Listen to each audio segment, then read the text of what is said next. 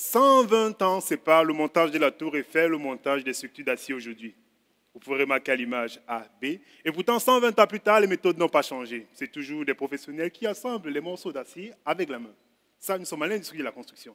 Et pourtant, dans l'industrie manufacturière, les automobiles que nous conduisons aujourd'hui sont assemblés automatiquement par des robots et sont de meilleure qualité et polluent davantage, moins que les voitures qui ont été assemblées 100 ans plus tôt. Il est clair que l'industrie de la construction accuse un énorme retard vis-à-vis de l'industrie manufacturière. Et pour les auteurs et les professionnels de cette industrie, ce retard vient simplement du fait que des architectes, c'est-à-dire ceux qui dessinent les ouvrages, ne collaborent pas avec les maîtres d'œuvre, c'est-à-dire ceux qui réalisent les ouvrages. C'est comme si vous entrez dans un restaurant où le serveur et le cuisinier ne s'entendent pas du tout. Vous imaginez dans ce restaurant, on vous servira une poutine avec des spaghettis à la place des patates.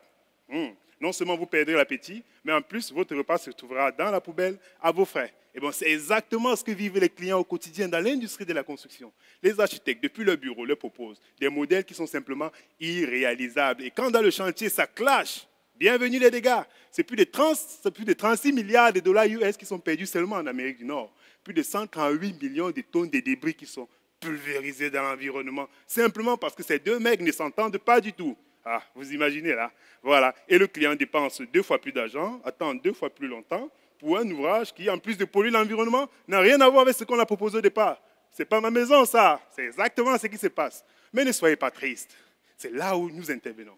Dans le cadre de ma thèse, nous avons constaté qu'en industrie manufacturière, vous vous rappelez, là où on fabrique les voitures, la collaboration entre ceux qui fabriquent et ceux qui réalisent est simplement établie au moyen des règles de conception. C'est-à-dire, ceux qui fabriquent donnent des instructions à ceux qui dessinent, que ces instructions doivent être respectées pour que ceux qui dessinent proposent aux clients des produits qui se réalisent rapidement, à moins de coûts et qui polluent moins l'environnement. Voilà. L'objectif de ma thèse, c'est de proposer exactement ce schéma de communication à l'industrie de la construction. La première étape à constituer, à regrouper toutes les opérations qui se font auprès du maître d'ouvrage autour de 3 grands principes.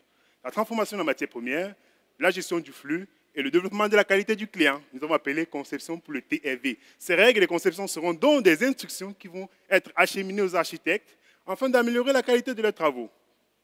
Actuellement, il manque maintenant un projet pour évaluer ces règles de conception et voir l'impact de celles-ci dans l'industrie de la construction. C'est clair que ce n'est pas d'aujourd'hui que les architectes et les maîtres d'œuvre vont tomber en amour.